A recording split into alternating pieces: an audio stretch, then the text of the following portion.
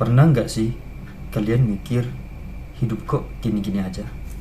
Tenang, kalian nggak sendiri. Di video kali ini kita akan kupas tuntas masalah rasa kurang, resah, dan bagaimana cara tetap bertahan di tengah-tengah dunia yang ribut. Stay tune.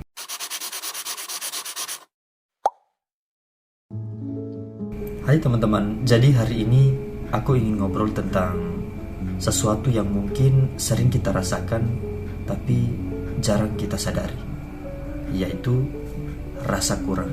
Pernah nggak sih kalian merasa meskipun mempunyai banyak hal, entah itu barang, pencapaian, teman, tapi tetap saja merasa kurang? Selalu ada sesuatu yang membuat kita ingin lebih dan lebih dari itu. Aku sendiri sering mikir, kenapa ya kita kayak gitu? Padahal kalau dipikir-pikir, hidup kita itu jauh lebih beruntung loh dibandingkan orang lain. Kita hidup di zaman dimana segala sesuatu itu serba kelihatan.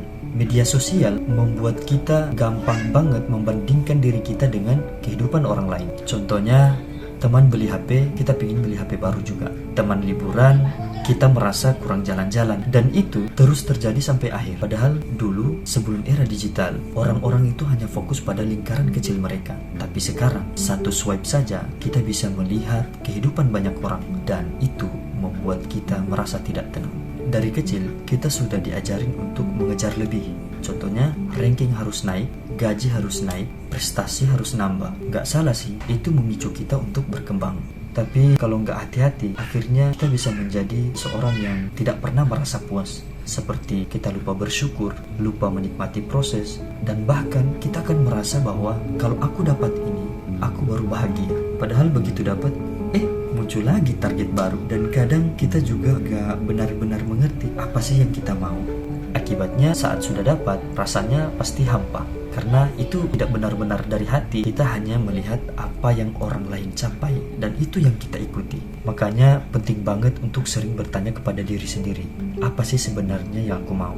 Dan apa sih yang bikin aku puas secara pribadi? Bukan cuma di mata orang lain.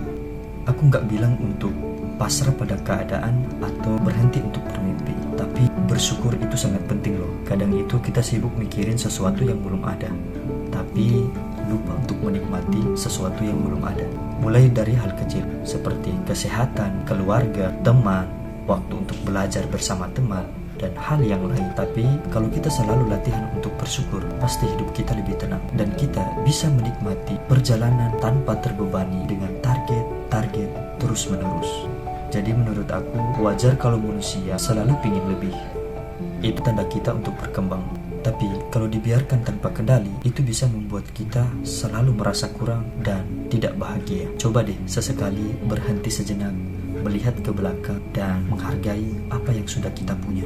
Jangan hanya fokus pada garis finish, tapi nikmati prosesnya, nikmati perjalanannya. Kalau kalian pernah nggak sih ngerasain hal yang seperti ini? Yuk tulis di kolom komentar, siapa tahu pengalaman kalian bisa saling menguatkan. Oke, terima kasih.